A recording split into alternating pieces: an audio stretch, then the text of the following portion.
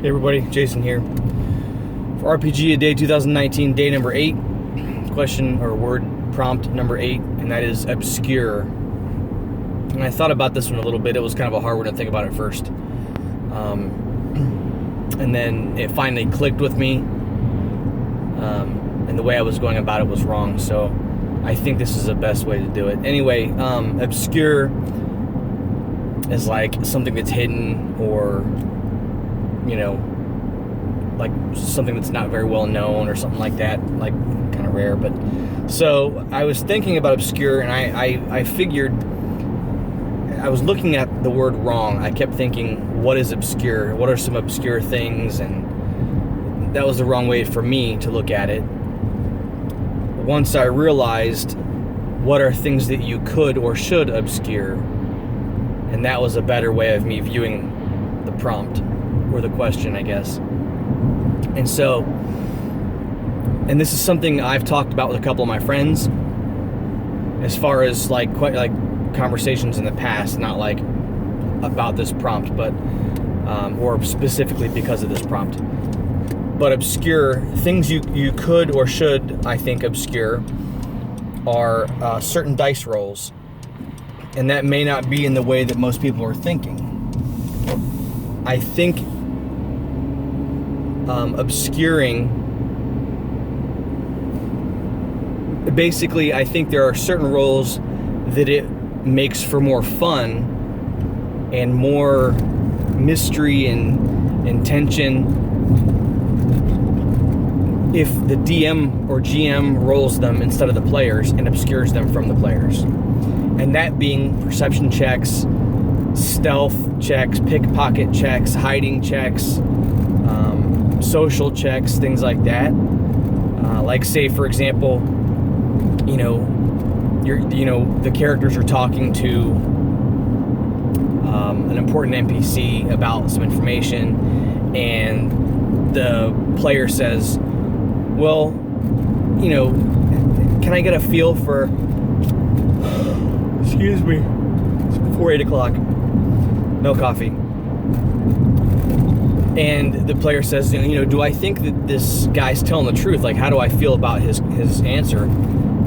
And normally the GM might say, all right, well, roll a perception check or roll, a deception check to see if you feel like he's deceiving you or whatever. And then the player rolls, and the player rolls, an 18, and then they adds their modifier to it. And they're like, oh, yeah, I would definitely know for sure.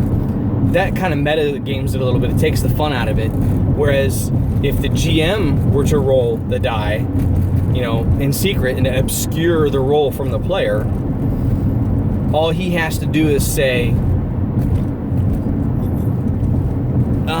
yeah, you feel like he's telling the truth, but, the player doesn't know what the GM rolled. So was it like, say the target number to really tell if this guy was lying or not was 14, okay?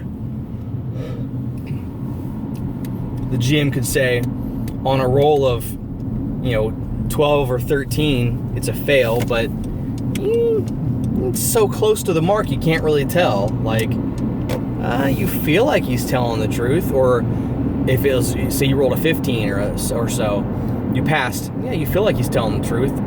But if you rolled, like, say, a natural 20, you're like, oh, for sure, you have a pretty good read on this guy, and you really feel like you can see through whatever BS he might be trying to pull, but you don't seem to find any deception with this guy. Or say you rolled a natural 1, and you're like, oh yeah, you definitely think this guy is telling the truth, like, for sure. There's the middle ground that could go either way, and there's the extreme that could go either way. But the player just doesn't know, you know what I mean? So you might think, oh, for sure, he's definitely telling the truth if he was lying, say you rolled a 1. Or you could go the other way. You could say, you don't want to say on a fail or pass. You can make him the same thing, basically, is what I'm saying.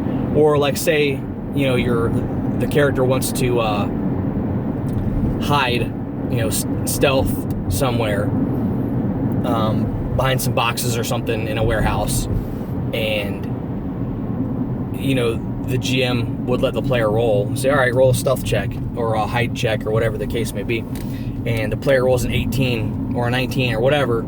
They're like, oh yeah, I'm definitely hidden. I know for sure that that's what's going on. But if you were to let the GM roll and obscure the roll from the player might not know. Like, the GM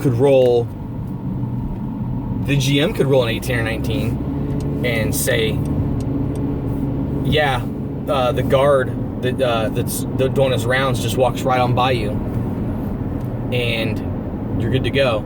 Or you could roll, the GM could roll, and he's legit, hidden and walks by and whatever. Or say the GM rolls a 4, and the guard notices the guy's foot sticking out from behind the boxes, or part of his clothing or armor, or like a pauldron or something.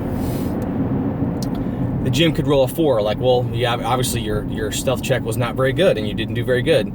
Well, the GM could say, all right, well, the guard walks right on by you and appears not to have noticed you. And the player's thinking, oh, well, if he'll walk around by, there's no way he could have noticed me. When in reality, what that guard could be doing is walking right on by and acting like he didn't see, so he could, 1, go get a couple more guards as backup, or 2, he could be walk past, that way he could go back around and flank around the back of the player, or the character, to take him by surprise. Not every reaction has to be right away as soon as they notice a failed check.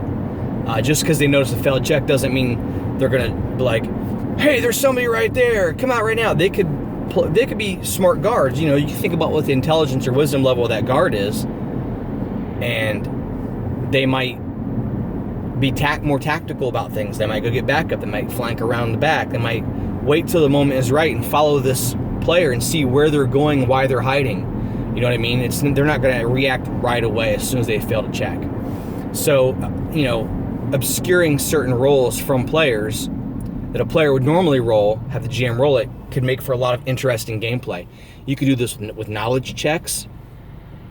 Anything where the player or character might not know for sure whether or not they succeeded. Forging an item, is obvious, or haggling a price. You could probably do that with the GM rolling and obscuring also, haggling a price. But usually something like that's so simple and immediate that there's no need to hide something like that. But a lot of checks would be really fun for the GM to roll and obscure from the player and not let the player know what the result of the roll was, and let it play out organically, or take place organically, so it's not just a simple yes, no, pass, fail. And also the dice can rolling a die can inform how a player acts, whereas having a GM roll a certain die and obscuring it from the player can just let the player role play the character out and not let the dice inform how you role play out. Role play the character, act how you would normally act, and things like that, and let that come about naturally and organically, rather than your actions being dictated by what the die roll is.